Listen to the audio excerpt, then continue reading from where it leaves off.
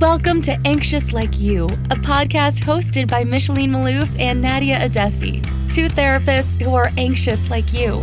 In each episode, Micheline and Nadia dive into their guests' experience with anxiety and give you the tools you need to face your anxiety head on. This podcast is made in collaboration with Dive Through, a mental wellness company. On today's episode, we have Janelle Hettick. Janelle is a mental health therapist and professional speaker. She works as an emergency department social worker and as a therapist at Empowering Youth Therapy. She specializes in working with anxiety and depression. On today's episode, Janelle talks to us about the unique struggles that college-age students face with anxiety, depression, and other mental health struggles such as imposter syndrome, social anxiety, breakups, and so much more. And stay tuned till the end of our episode as we discuss some tips to battle these struggles. Welcome back to another episode of Anxious Like You. Today we have the amazing Janelle Hettick, and she is a fellow TikTok therapist and a fellow Instagram therapist, and we're so excited to chat with her today. So can you tell us a little bit about who you are and what you specialize in? Yes, thank you guys for having me. Lovely to be here. So I am a social worker, so as well as being a therapist, but I went to school for social work, and my career actually started out in the medical field. So I did, let me see here, 3.5 years. I worked for one of the largest hospital companies out here in Arizona, just doing discharge planning, setting up for elderly people go to skilled nursing facilities when they, fall and break a hip, something like that. And then I transitioned into the emergency department. So that was very exciting, always nonstop. And I feel like I gained a lot of skills from those positions to bring into my role as a therapist. But yeah, I started as a therapist January 2020, right before the pandemic. So it was definitely very interesting first year, probably unlike a lot of others. But yeah, I love it. I have a blast. My main demographic is college-age students. I have a lot of Arizona State University students because we are located probably 10 minutes away from the main campus. But yeah, I have a blast. I love what I do. Just really excited to be here. We're so excited to have you because your demographic is the majority of our listeners. Teenage to cool. College students, and I'm sure that they can take a lot from this episode. But being right beside a university and that being the majority of the people that you're seeing, what are you noticing the most that they're struggling with? I feel like towards the beginning of the pandemic, it was a lot of pandemic stuff, but I feel like nobody's even talking about that anymore. Like I think just teens and college age kids, students, whatever you want to call them, I was just there. So if I'm calling you a kid, I'm calling myself a kid too. But they're so resilient. Like that has been the most incredible thing to watch. Even the ones who have been living in like an apartment by themselves and have been distanced from a bunch of people, it's been incredible to watch how quickly they've been able to make the best out of this situation. So I would say the pandemic has definitely not been much of a problem. I think the main thing I am seeing in a lot of my, young people is just them wanting to understand themselves a little bit better and figure out their place in the world, because being an emerging adult is so difficult. Like adulting, they don't make it easy for anybody. So just trying to figure out how to go through all of that. And I have like one specific example of someone who's just graduating and they're supposed to be a teacher.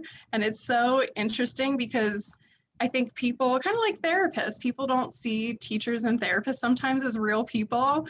But like on the other side of, being a new teacher, this girl is like, what is going on? I'm supposed to know how to do this. And, we're not supposed to know how to do it in the beginning. So it's been really cool recently, just shifting away from the pandemic and more onto everyday things. Do you see a lot of, I guess with that, saying that you don't see yourself as like humans, like teachers and therapists aren't seen as humans, and ourselves, sometimes we feel like imposters, especially starting off. So I'm wondering if you see that a lot in some of the clients that you see? Do you see a lot of imposter syndrome where people feel like, okay, I was given, like, now I'm at this age, I have to start my job, but I really have no idea, like, if I'm even supposed to be here? Yeah, absolutely. I think that especially like with my students that are graduating college specifically, it just, especially with the way the world still currently is, I think that does create a lot of an extra layer of uncertainty for them. But I definitely see a lot of my young people just not as sure of themselves as I am of them, which is kind of always an ongoing thing as a therapist, because we just believe so much in them and that everything is possible. And I love to just share that, like, hey, I know you don't see it right now, it might be like 20 steps in the future, but this is what's possible for you, and I can see it very clearly, and I want you to know that.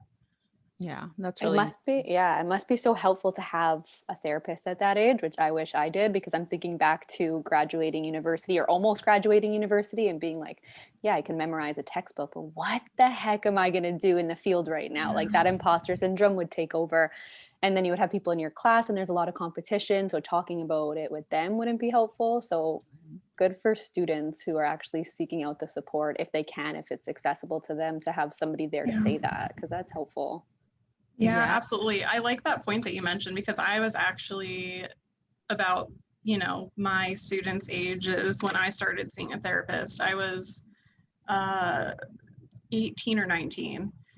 So I don't know. I went through like a breakup, and I was a hot mess, like, any 18-year-old would be if they lost somebody that they thought, was going to be it or something. But it really helped me to just access the inner power that I had that you don't realize you have until somebody kind of introduces you to it. I wasn't really brought up as like an emotionally intelligent or aware like kid. I've always been pretty intuitive and empathetic, but I had so much inside of me, and it was really cool to be able to have guidance to just be able to tap into those things and be, who I wanted to be and who I knew I could be. Yeah, I'm thinking like insecurities at that age are just flying really high, not just in like the imposter syndrome career world, but just as like, who the heck am I? Like, what do I do? What do I like? What do I want out of my life? And you're right, there's not a lot of space for us to really explore that in college. And so having a therapist guide you through that, especially after a breakup where most of us, like, especially like, I don't know, I don't want to speak for everybody, but I know for myself, like whenever I would date someone, I was like, this is it. Like, this is going to be the person. Like, I'm going to make myself such a romantic, like same. That's me too. Yeah. So like, it's going to be it, and you're going to have babies, and then they break up with you and you're a mess. Like, I failed a whole 6 classes in my last semester of undergraduate because somebody broke up with me and I couldn't focus, and like my GPA went down, I got put on probation, and then I had to like make it all up because it rocks your world. Like you really don't know who you are. So I'm assuming you see a lot of that, not only because you experienced it personally, but also within your clients because of the age group and that grief that they go through. Absolutely. One thing that I was actually talking to my husband about last night is just the idea that we have these young people, and not to discredit any of the hurt or the difficult times that they go through, but now being a little bit older and wiser and having a little bit more perspective, we can maybe see that, this little, disagreement or argument with, a friend is not going to last forever, and it's not as difficult in the grand scheme of things. And again, like, I try to tread lightly with that because it's not at all to invalidate anybody's feelings or experiences, but just trying to give that overall like perspective that like, yeah, I'm here with you and this is terrible, but I want to, give you a greater idea of, how this could look like in 5 years from now. I know we have that saying, if it's not going to matter in 5, or I don't know how it exactly goes. I think it's kind of dicey because it gets like borderline invalidating, but I really like the idea behind it. Like, okay, this thing might actually be a little bit smaller than I think, and to gain that perspective can help us move through those difficult feelings with more ease.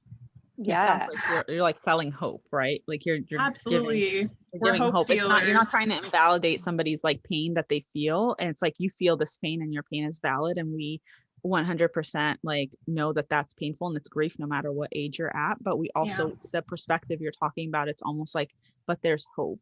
And this is what the hope might look like.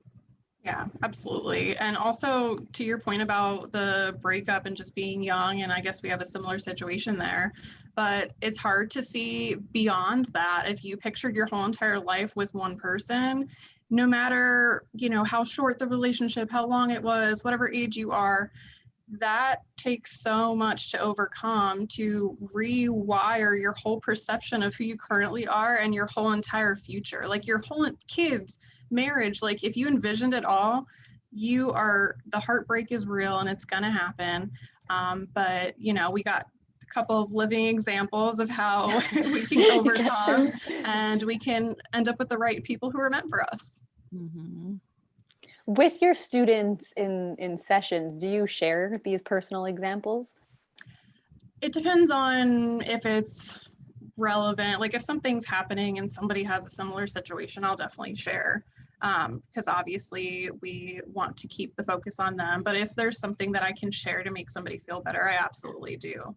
I think it just does so much for the therapeutic relationship and just to like humanize what they're experiencing. Because if they don't have, let's say, you know, I have a client who has anxiety and is struggling in school with the pandemic and, you know, like just all of these different things going on. Like, hey, I've been there, or I am still currently there. And these things are, you know, normal. Like you're not at all the only person. There's so many people out there that are going through what you're going through, and it's valid, and allow yourself to feel. And I think the one thing I have noticed actually a lot, which is that people, especially young people who might have also like not had the emotional education, I guess, or just the point that, you know, their feelings are valid and this is how you cope and this is how you identify feelings, just that like basic education from our parents, that they are constantly apologizing all of the time for, you know, crying, or even just for talking about something emotional. And it keeps reminding me of that TikTok noise. And I think one of you guys just used it the other day, but like, it's almost like that's the whole point. Justin used it. I just saw that TikTok and I was like, that's so true. And I was like, oh my gosh, like, please stop telling me you're sorry. This is allowed. This is so allowed here. Like, I think the way I approach like crying in therapy, it's, I don't know, meant to sound like odd, but like I enjoy it because that means that you feel safe enough here and we have that rapport and bond that you can let all of those walls down and be exactly who you are and not try to cover anything up or make it more, you know, presentable for me, because I don't care. I'm here for all of it. And I try my best to let everybody know that. And I know it's a very difficult thing if you're not taught that experiencing these emotions or crying is okay, or, you know, valid, because I know we have some people who are adults who were told that they couldn't cry as kids, and it's just really hard for them to, you know, allow themselves to. There's a lot of shame behind that. Mm-hmm. Absolutely. Yeah, I actually do that too with like, Sorry, Nadia. No, we're thinking the same thing. Like, it's hard to put into words, but you almost like it. Yeah. I don't know how to say it, but when someone cries, you're like, okay, you feel safe here. Yeah. I don't know how to word it. I'm like, I'm not exactly. happy. I don't want you to have to cry, but when you cry, it's like, you like, it's an honor. Let's put it that way. Yes. It's an honor because you trust me enough to let your tears out, especially when clients tell you that they don't cry or that they like don't show emotions, like alexithymic clients that come in and they're like, no, I'm numb. And all of a sudden you see that little glossness over the eyes and you're like, oh, it's coming. And you inside sometimes I'm like, yes, me too. But you can't say that. I found my people. Yeah, it was, I think, a therapist of mine that once told me crying is a milestone we reach in therapy. So like you crying is not like, whereas in the outside world, crying can be seen as failure or weakness. In therapy, we see that as healing and, you know, moving forward, because it's part of grief. And in order to heal anything, we have to grieve. We have to grieve our past. So yeah, I love that we're all on the same page. It's Yes.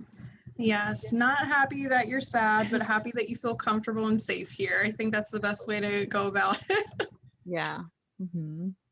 I know I was, before I was a therapist, I was working as a college advisor for like 8 years. And so that population for me, like, has a special place in my heart. I love them so much because I also think it's one of the hardest time in somebody's life. So you're all of a sudden seen as like this adult.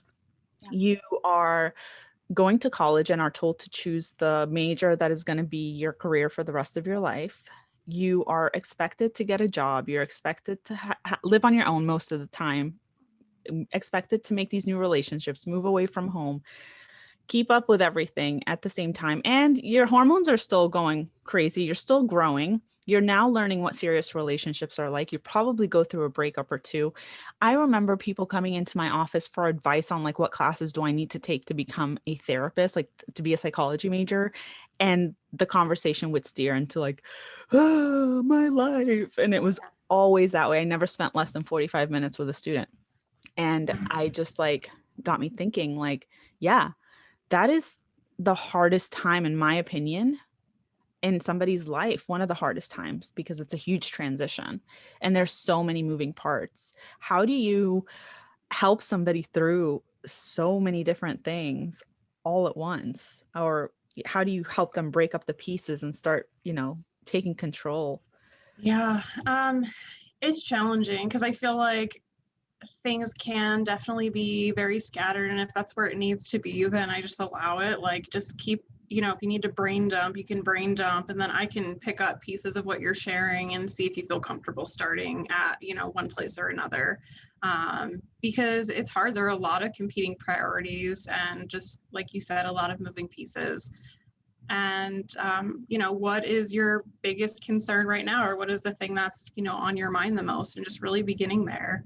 And trying to make sure that we're, you know, getting to everything as quickly as possible, but things take time and it's not a rush to be able to move through.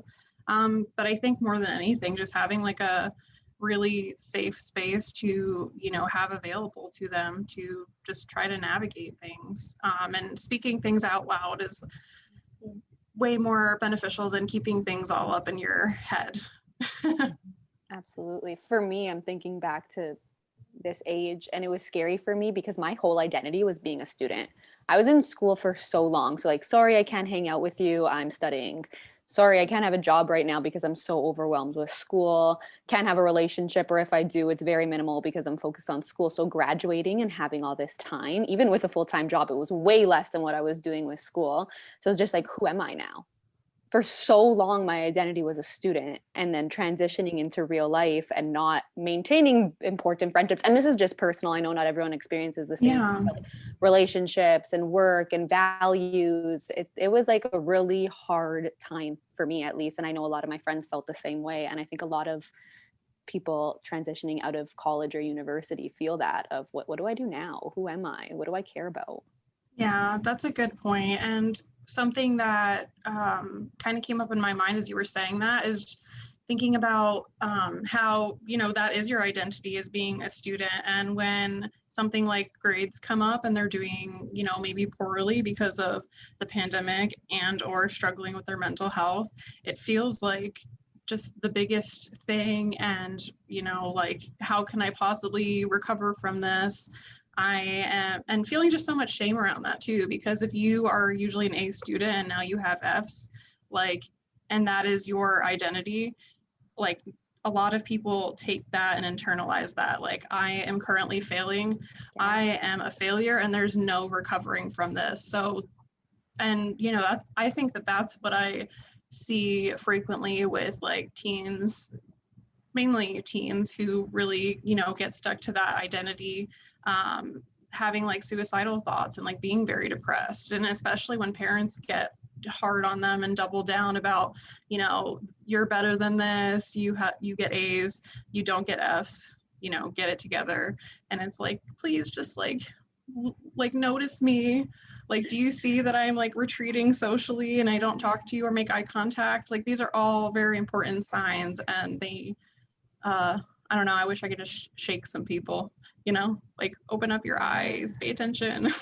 But that's such a good point. When you care so much about grades and it becomes your identity, when you start to do poorly, you start to go downhill, essentially. Yeah. I never really put that together. But yeah, but I mean, sense. that's another area where I just offer a lot of like perspective and just so much validation. Like, I know that the grades are hard and I know that your parents are being hard on you. This really sucks. There's nothing I'm going to say right now to be able to fix your parents. If you want in the future and if you're comfortable, like they can come in here and I can try to teach them some skills. But this sucks and I'm really sorry that you're going through this. And also that, you know, perspective of we can get through this and this is not the end for you because you might fail one semester. We can overcome this situation. Right now, it feels very painful, and I know these feelings are very heavy, but we can move past this. And, you know, I got your back. And it's true. Like I said, I failed 6 classes all in one term. And I thought, because my identity during college, like Nadia was in the studying and like, you know, I was the opposite. I was like, whatever, like I always got good grades, but I was not the study worm, the book worm. Like I was always just like, oh, whatever, friends, you know, boyfriend, whatever. I had a long-term relationship in college. And so when that relationship broke up and I failed, that was what rocked my, that was like, what's the point? Like, nobody loves me anyway. Like nobody wants to do. And so like that is, it's funny how we are all so different, but in either situation, you still want to put that perspective and like validate the feelings and, you know, move forward. But yeah, no matter what your situation is or what happens, whatever happens that breaks your heart or hurts you or makes you feel like a failure is going to, you know, take hold of whatever's happening in your life, whether it's your grades, but that doesn't mean that you're not going to make it. Like I said, I failed and I'm a therapist now. I'm successful in my business. So, you know, you can make that up. You can make that up. Your grades are not everything, or your relationship that you lose also is not everything. There's so much more to you and to your life. To share that this podcast is sponsored by BetterHelp. And as an anxious like you listener, you get 10% off your first month by visiting betterhelp.com/like you. As a therapist who struggles with anxiety, I know how important it is to go to therapy. I've been going to therapy for a long time. Even as a therapist, my personal healing work does not stop. BetterHelp makes going to therapy easy with its fully online services. You can chat with a therapist through video, phone, or text. You can schedule your sessions when they're convenient for you. And I love that they offer phone and chat options because let's face it, sometimes even talking is too overwhelming. And having the text option with your therapist can make the difference between attending or missing session. Therapy is more than just a place to talk and vent. It's a place where you get to gain insight into your challenges, develop skills to help you manage symptoms, and do the deeper work to help you process past hurts and live a more fulfilling life. So if you're still on the fence about starting therapy or not, take advantage of this 10% off and check them out at betterhelp.com/like you. Absolutely. I think the one thing is just continuing on the conversation of grades. I think grades are very important. It's important to try your best and to have accountability, responsibility on all of these things. I think that almost to a fault that grades get like, you know, knocked into the brains of people, like, you know, and a lot of people are struggling with like perfectionism. And if I'm not getting 100%, then that's a failure. I have one person who is an adult now, but kind of having that like all or nothing mindset with, you know, if it's not, you know, if you're not first, you're last type of thing. And I hate that, if you're not first, you're last. Like, I think that's like a common like pop culture phrase or whatever, but it's bullshit. Am I allowed to curse? Yeah. Yes. Let it out. Yeah. Too late. 100%. Curse as much as you want. Yeah, that is bullshit. Yeah, it is. It is. And all of those quotes are bullshit. Like all of the quotes that are, there's so many of them out there that are just so toxic. And it kind of like, it's like that toxic positivity stuff, or even like the just toxic phrases, just like that. Like, oh, you're absolutely. It's I can't even think of any off the top of my head right now, but it kind of like the toxic positivity, but also like the hustle culture. I think that's more or less for like, you know, adults, but emerging adults where, you know, we have to be super productive all the time, and downtime, or I'll sleep when I'm dead, and, you know, all these things. And it's just like, oh my gosh, you guys are going to get a rude awakening one day, because sleep is so important. I'll sacrifice anything for my sleep. Failure's not an option. That's another one. Failure is not an option. Yeah, it is. It is an option. I think it's from Eminem. Success is the only motherfucking option. Failure's not. Mom, I love you. Got this. Nailed it. I can keep going. I can do the whole song. Are you an Eminemer too? Not like 100%. I know like probably the most popular song, so like I don't want to be a poser here, but oh well, we got to have like an Eminem karaoke one of these nights. Yes, but if you're not first, you're last is so bullshit, because there's enough space for everybody in any area. There's second and third and fourth and fifth, and it doesn't take away from who you are, or just because you didn't get first place. Yes, that's the quote that I actually like. Is someone else's success does not mean you're a failure or something. Like, it has nothing to do with you. And that adds to the competitive nature of our world. And I think, you know, we're all on social media, and, you know, social media is one of those places where people look at other people and compare themselves to each other. And it could be looks, it could be, you know, the way they speak, it could be the way they dress, it could be follower count, it could be so much like different stuff that people think, well, if I'm not like that, then I'm not good enough. And it's also like, I mean, we're not immune to it as therapists. I've spoken to so many therapists in the TikTok and Instagram world that'll say, well, I don't feel good enough until I have this many followers. I'm not as good as you because I don't have that many. And I'm like, no, like that, like your follower count, it does not say anything about you. Like you could get lucky and get like a viral Mine was video. Luck. Absolutely luck. Well, you're amazing too. We're all like, I think every therapist I have gotten to meet in the TikTok world has been phenomenal, and definitely well deserved. Nadia, you deserve what you have.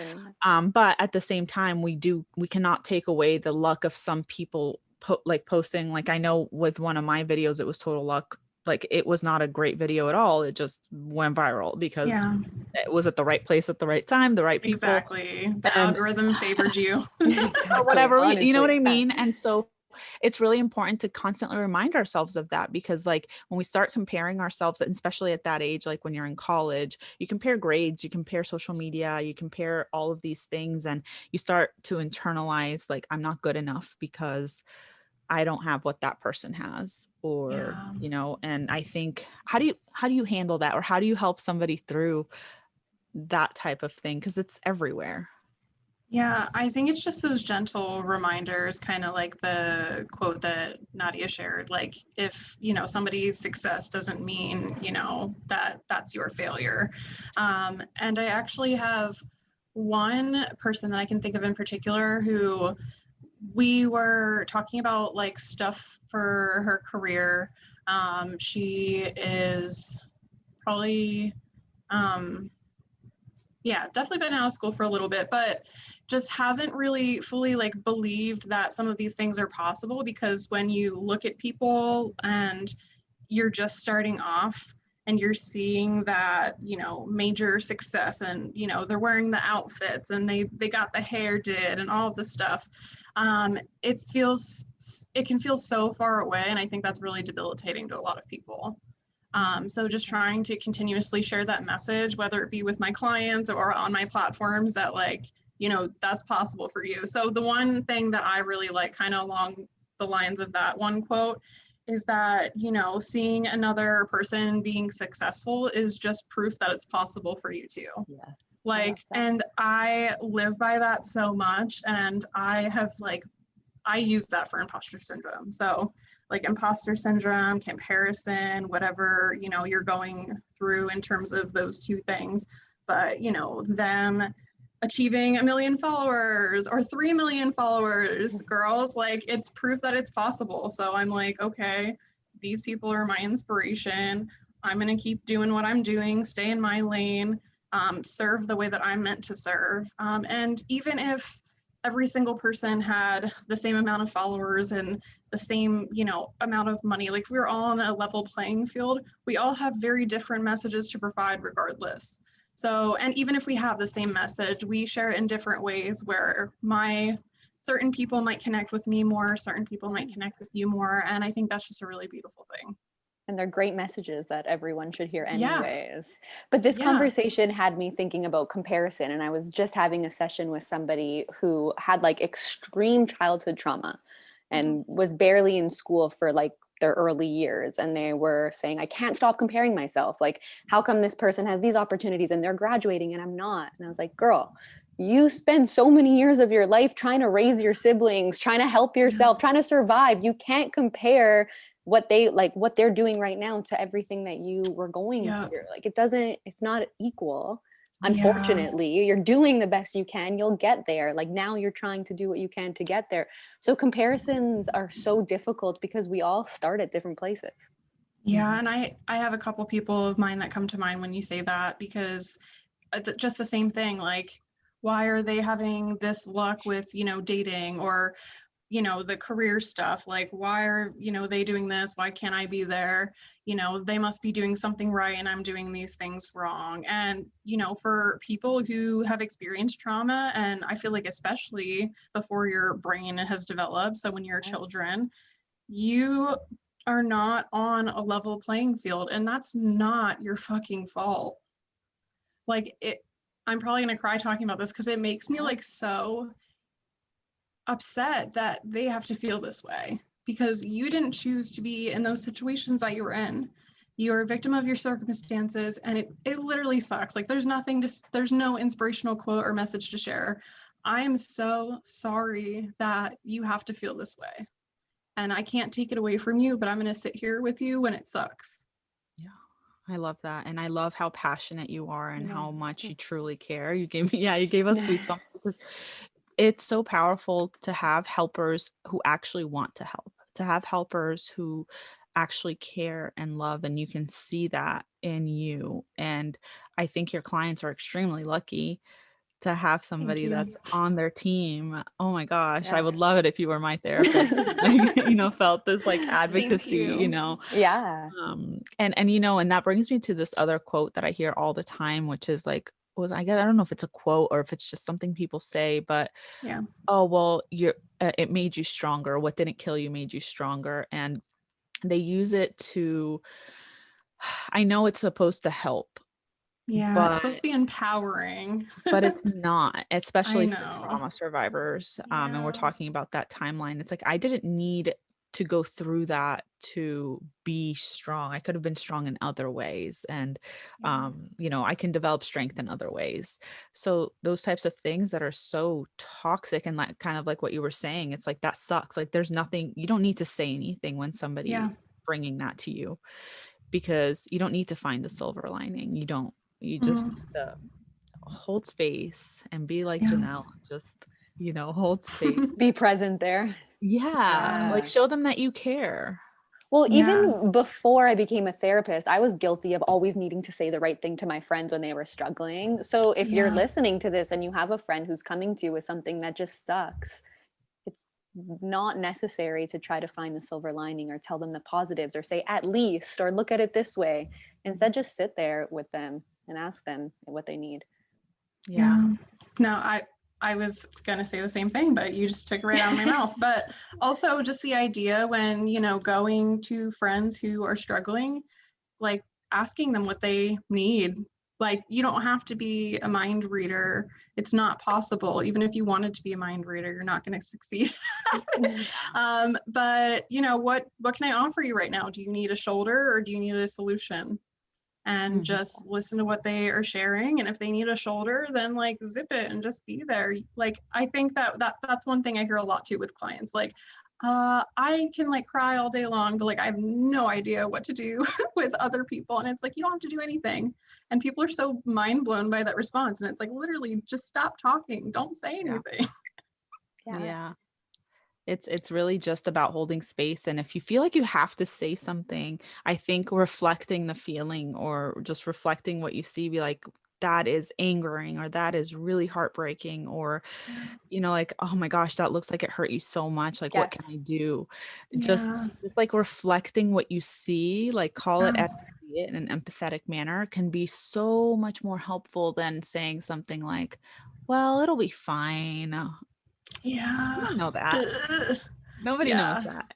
No, just the validation, the holding space and validation are two, you know, really big things that people can do just to be there for other people. You don't have to have the, you know, degree to be there for somebody who is having a difficult time. And they really need, you know, if you're a friend or a loved one of somebody who's struggling, they need you to show up just as you are, imperfectly, just as you are, just be there. They chose you as, you know, a person in their life for a reason, and they're venting to you these things for a reason. Yeah, exactly.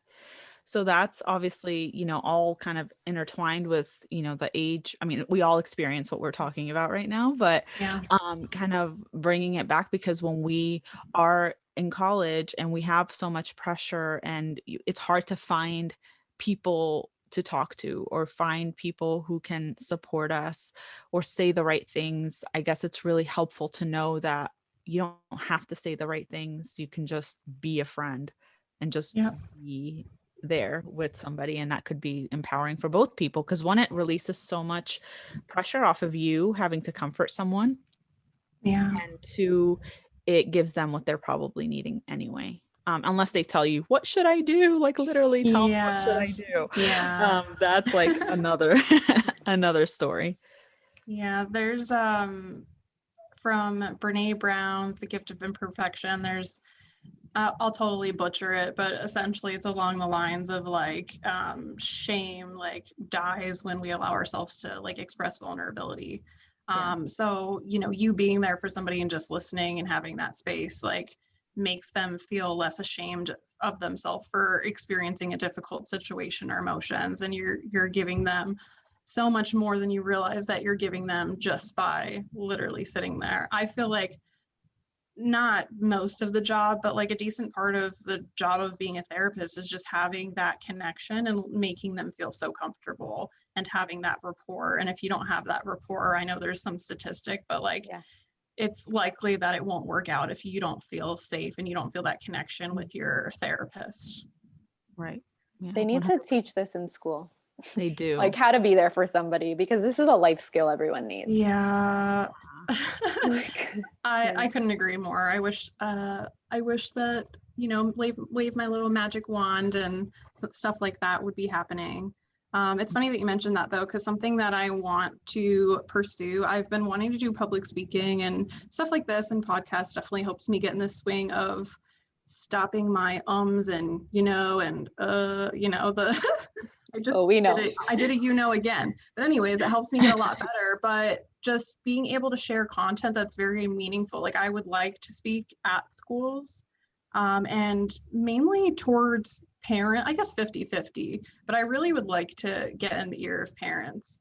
And I am a child who experienced emotional neglect.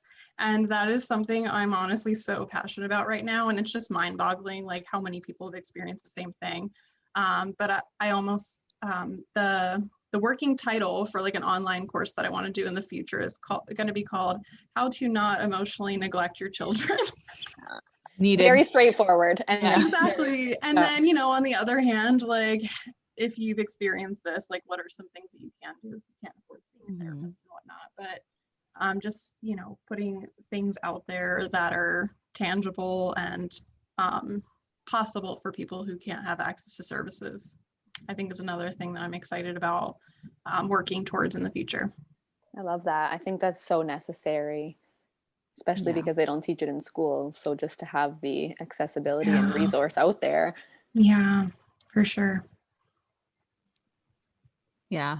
So, what do you think is like the number one thing that's made you or driven you to take on this? Is it because you just mentioned emotion, like you were emotionally neglected? Was that part of what drove you to become a therapist, or what drove you to want to be in this profession? I just remember always just how empathetic I was and not understanding it or myself. Like, why do I feel so much? Like, this is so confusing. Like, I don't understand, and not really knowing fully how to like sit with feeling and process it and move forward. So I feel like just kind of that. And those are symptoms of emotional neglect. Like, if you don't know how to identify your feelings or cope or any of those things. But yeah, really just my own experience. And then I was diagnosed around 19, I guess, when I said I went to a therapist. But I have anxiety, depression, and ADHD. So those are definitely the things that I'm most passionate about. But yeah, I hope that answered the question. Yeah, absolutely. And just before we started recording and jumped on, you mentioned that you had, and we love to bring like the anxiety of therapists onto this podcast because it's obviously anxious like you. So you mentioned you had a panic attack at the nail salon. Yeah, it was not a good time. What happened? I get anxiety I feel like it's for no reason. I think this time was a little bit of like, I'm not at home, and home is very comfortable. So I'm out and about, and yeah, it's just that like pure feeling of like panic. So I'm going through all of this, like these physical symptoms. I actually legitimately like cried, but I was trying to hide it almost, which sounds terrible. I still am a work in progress, right? Like, I know that it's not shameful to cry, but at the same time, I'm not really the most comfortable bawling my eyes out in a nail salon, and I'm sure nobody really will be. But yeah, so today I cried at the nail salon, and it happens. It is what it is. I don't feel bad about it. You don't even know why? It was just like overwhelming feeling. Yeah, just out of nowhere. Like, I got my pedicure done, and I was like, oh, this is so nice, me time. And then I sat down to get my acrylics done. Ooh, nice. And I was like, fuck. Yeah. Like, it just kind of like hits you. And I got really hot. You could probably see me right now. You guys could at least, but my face gets like kind of red. I always have like the, nausea with it for sure. I have GI issues with it. So in the middle of getting my nails done, I had to go take a number 2. And it just like kind of sucked. But I have learned, a lot of skills over time and in therapy, and also we learn so much from our clients as well, but like just learning a lot overall. And I'm always able to move through it. And this is so funny. I looked at myself in the mirror as I went to the bathroom, and I was, I always just affirm myself. I'm like, this is okay. You're safe. Like, I don't remember exactly what I told myself, but I was like, you're awesome. You got this. Like, it's fine. This is just a difficult time right now, and we're going to be okay. I love that. Self-compassion. Yeah, it's like self-compassion and opening up, not trying to stop. You're like, stop it. I'm at the nail salon. Like, you're not supposed to have a panic attack in the nail salon. Right. What is wrong with you? And then that like makes it worse. So like that self-compassion grounding is so helpful. I was like, it's okay. Don't worry about it. Yeah. No shame in crying and no shame in not wanting to cry. Like either way is perfectly fine. But yeah, no, after I literally got here to the office like 10 minutes before we were going to hop on the call. And I was already starting to feel better by the time I left there, and just, being in a more familiar environment. So maybe it's not what my system really needed today, was to be out of the house for like 2 hours, and that's okay. I shared a video of it recently on my TikTok and on Reels too, but just how, we aren't immune from mental health struggles, and I like constantly have to practice exposure therapy when I'm going out in public now, like taking it a little bit at a time, or else it can be too overstimulating, and this is what happens. So 2 weekends ago it was, and we just went out and grabbed coffee, like the one where you actually have to park and get out of your car type of coffee, right? And then we got acai bowls, and it was just a nice little like breakfast date. It was enough to make me uncomfortable, but it was still like, more of a controlled environment. And I had, my husband with me. But yeah, just doing like little things over time and building on top of those experiences, especially as we're navigating our induced anxiety with the world being another new normal. Yeah. Right. It's not even like going back to our old normal. It's more like creating this new normal. Yeah, it was so funny because I shared it and somebody commented like, there's one word I really don't understand. What is normal? And I thought that was so funny. I was like, honestly, I literally don't know. Sorry about that. Maybe somebody else can help you. I don't know. Yeah, that makes no sense. That word should not exist. It should not. I feel like it feels gross coming out of my mouth too. I'm like, normal. Yeah. Yeah. Well, thank you for sharing that, because I also do like exposure therapy for my social anxiety, and it's similar to you, of like force yourself to go into a store to get coffee when you'd rather just go through the drive-through or have someone else pick it up for you or Uber it. Yeah. So like those little things, they really do help, and like going at your own pace as slowly as you can. Yeah, for sure. And I think a lot of people, at least what I've been seeing in my practice, is thinking about going back to a new normal. I don't want to say normal. We're going back to like a new lifestyle and reintroducing ourselves back into society. That social anxiety is there for people who've never experienced it before. Yes. Yeah, absolutely. And that's really why I like shared that message, because I felt like it was a tangible thing to take away from, me sharing my experience. Like, hey, first of all, like we go through this stuff too. I'm not immune, but also like this is one thing that you can do. Just anything very small that is going out of your comfort zone, but also still feeling manageable. Like you don't have to go to a nail salon and induce a panic attack to work through your anxiety. Don't do that. Yeah. So like, don't do that.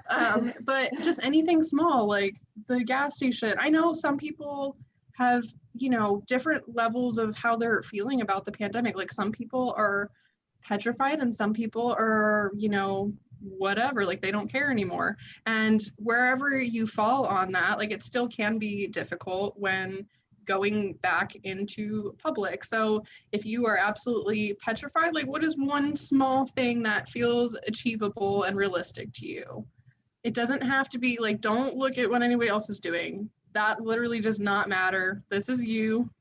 We need to figure out what works best for you, because we are not the same. We are not cookie cutter human beings. We all have very unique needs. And I think that's something that I just preach all the time with my clients. Just, like something that works for them might not work for you, and that's totally okay.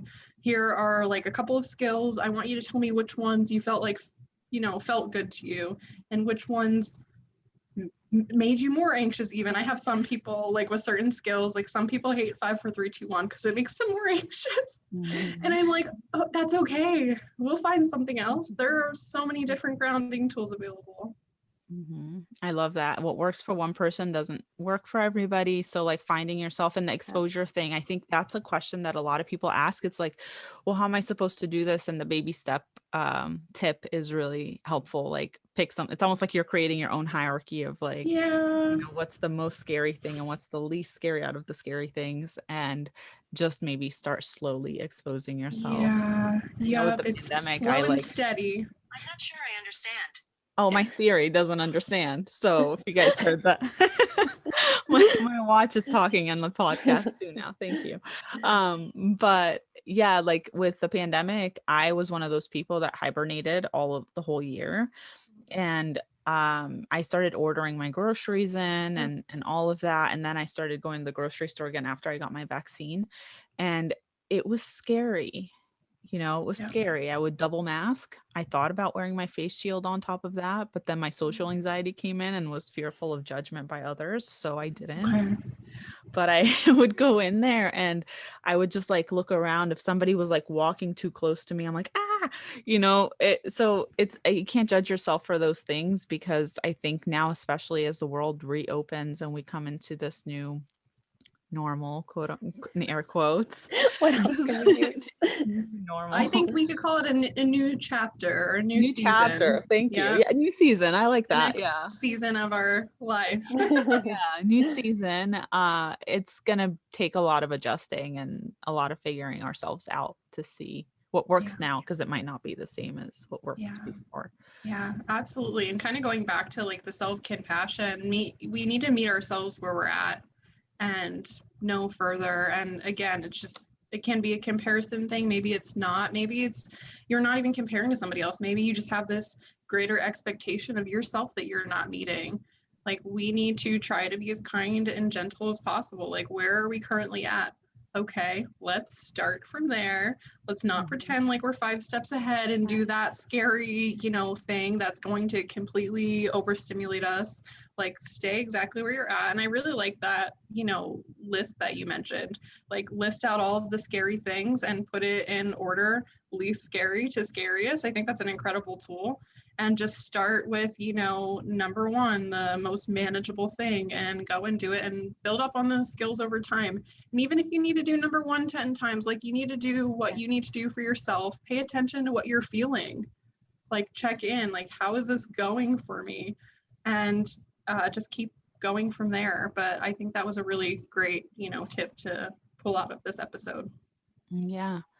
On that note, I think that's a really good tip, and you're amazing. And this conversation has been amazing. You guys are amazing. So knowledgeable and so empathetic, and let our listeners know where they can find you to learn more about you and your tips, your anxiety tips. Yay. Thank you. So I am Janelle Hettick, which I'm sure I will have my name spelled in the show notes. But I'm at Janelle Hettick on all social platforms. I'm also JanelleHettick.com. Super official. Super official. I love that. Well, it has been a pleasure. And thank you so much for coming on. Thank you. Thanks for tuning in. If you like what you heard, make sure to subscribe and leave a review. Join the Anxious Like You community by following @AnxiousLikeYou on Instagram. See you in the next episode.